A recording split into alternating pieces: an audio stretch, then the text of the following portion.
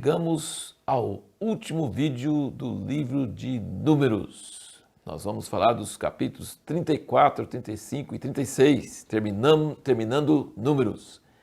Um livro em alguns pontos falando de números, mas em outros pontos contando histórias emocionantes. É impressionante.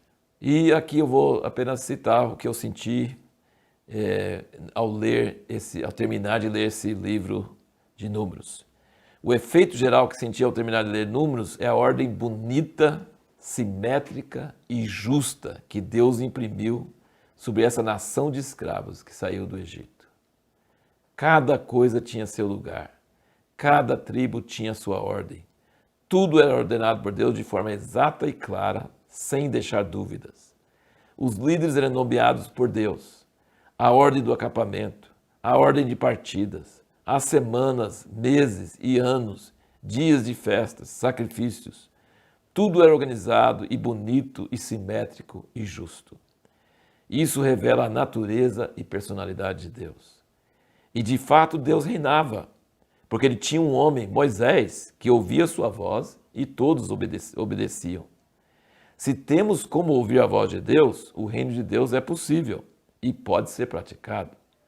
Nos casos quando surgiam dúvidas sobre como proceder e que ainda não tinham sido claramente definidos por Deus, as pessoas vinham e apresentavam o problema, e Deus dirigia de forma sábia e justa, e levando em consideração o que o povo falava.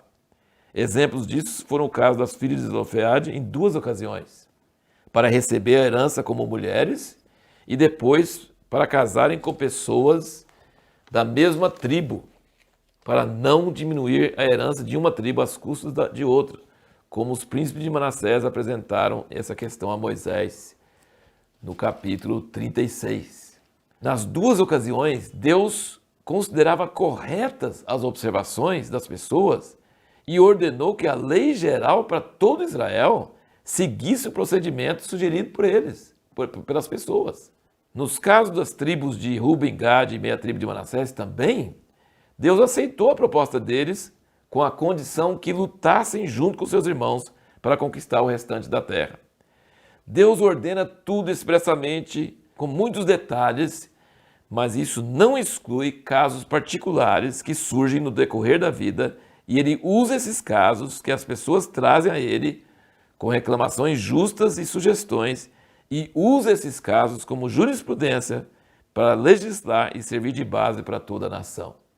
Então, respondendo à pergunta que nós falamos no último vídeo, qual o estilo de Deus governar? Gente, ele é detalhista, meticuloso, simétrico, ele gosta de tudo em ordem, tudo não democrático, ele gosta de coisas assim do jeito que ele quer, do jeito que ele escolhe, como ele planeja, mas ele é aberto para interação, para entendimento de interpretação, para saber como pensar, como fazer as coisas.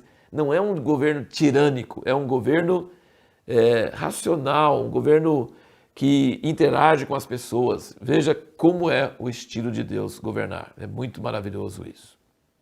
No capítulo 34, ele fala sobre as divisas da terra e ele fala sobre os homens e nomeia as pessoas que vão fazer essa divisão da terra. No capítulo 35, ele fala sobre as cidades dos levitas e as cidades de refúgio. E ele fala bastante sobre essa questão do homicídio.